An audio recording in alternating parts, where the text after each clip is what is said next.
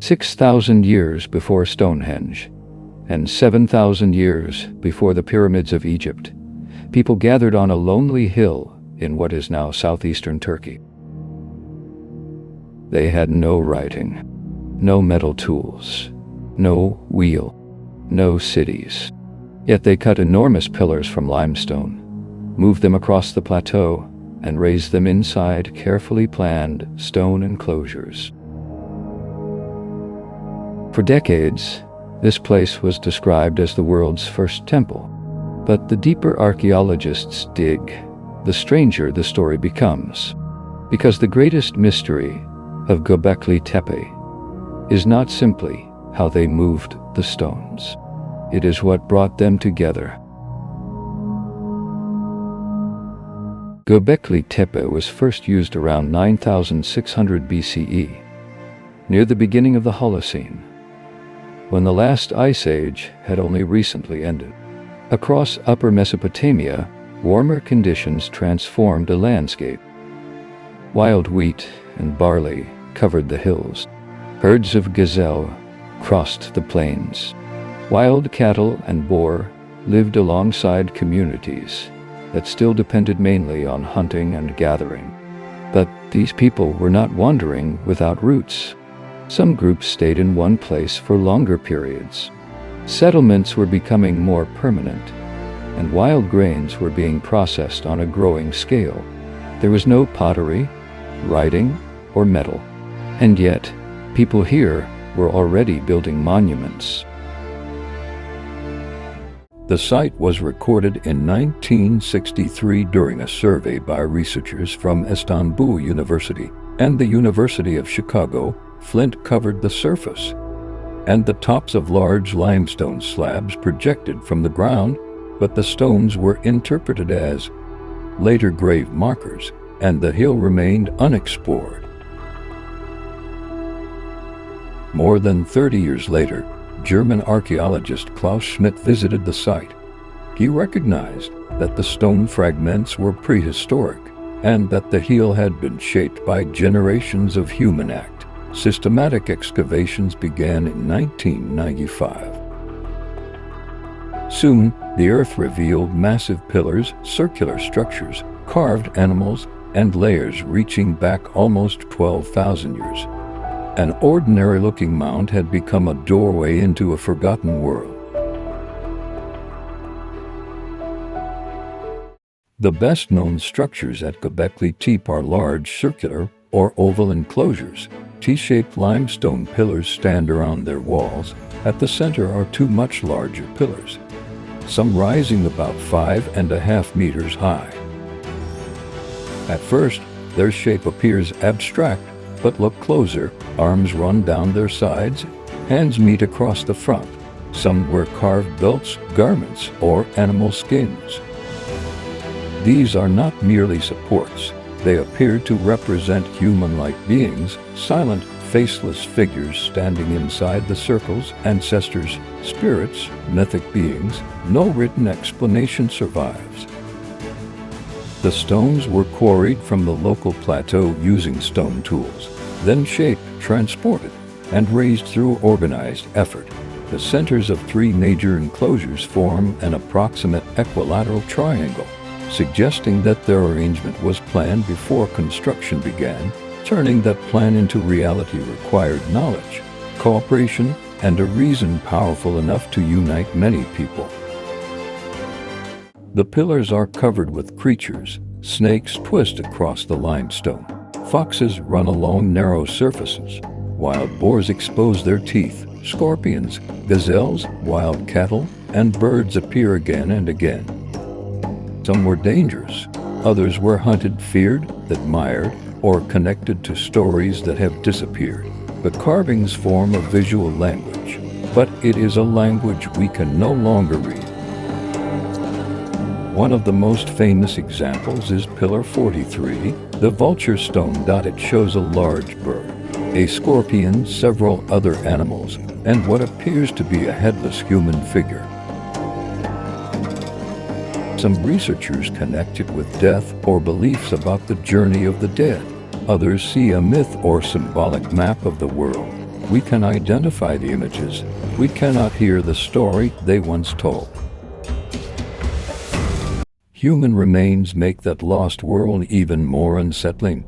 Archaeologists discovered fragments of human bone, including pieces from 3 skulls marked by deep, deliberate cuts made after death.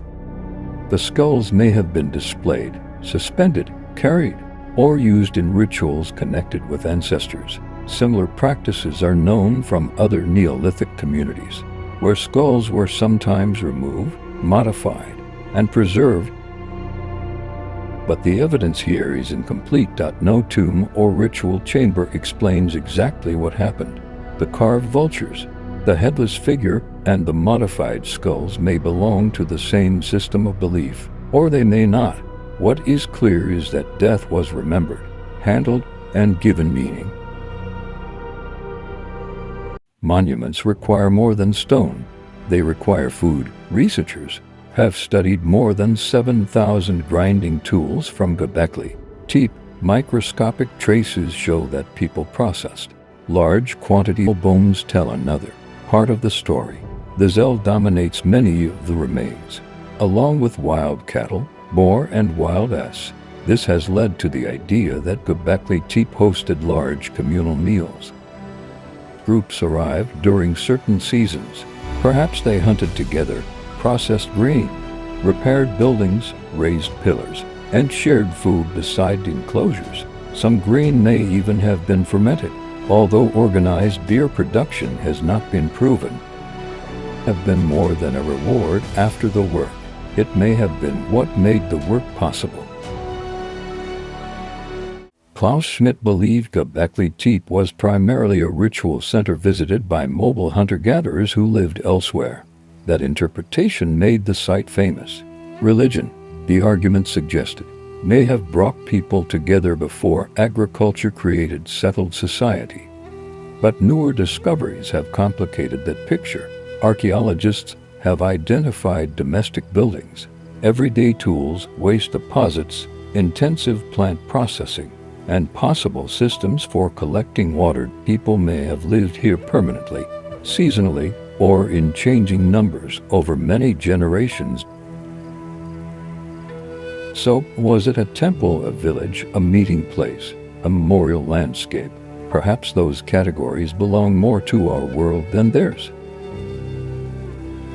The builders may not have separated sacred life from ordinary life as we do. A structure could have been a home, a gathering place, a place of memory, and a ritual space at the same time. Here, food, work, identity, and belief may have been inseparable. The mystery has attracted ideas far larger than the evidence. Pillar 43 has been described as a star map, a 365-day calendar, and a record of a comet event linked to the sudden cooling of the Younger Dryas. It is a fascinating hypothesis, but it depends on matching carved animals to modern interpretations of constellations, and archaeologists working at the site do not consider the case proven. The same caution applies to the claim that the builders deliberately buried every enclosure in one final ritual. Some structures may have been intentionally filled or closed, but collapse, erosion, soil movement, and later human activity also contributed to the material inside them. And there is no evidence that a lost super-civilization or visitors from another world built Göbekli Tepe. Its real builders are more remarkable: hunter-gatherers and early villagers whose abilities were underestimated because they left no written names behind. Göbekli Tepe was not alone. Across the region, archaeologists are investigating a network of early Neolithic sites known as Tepeler, the Stone Hills. At places such as Karahantepe and Sayburg, they have uncovered more pillars, carved figures, communal buildings, and scenes cut into stone. Göbekli Tepe was not a single miracle isolated in time, was part of a larger cultural world spread across the landscape before cities, states, and written history. Göbekli Tepe did not appear from nowhere, and it does not prove that everything we know about history is wrong. It proves something more important. Human beings did not need kings, armies, metal, or writing to organize around an idea. Long before the first city walls, people were already gathering around shared meals, shared memories, and stories larger than survival.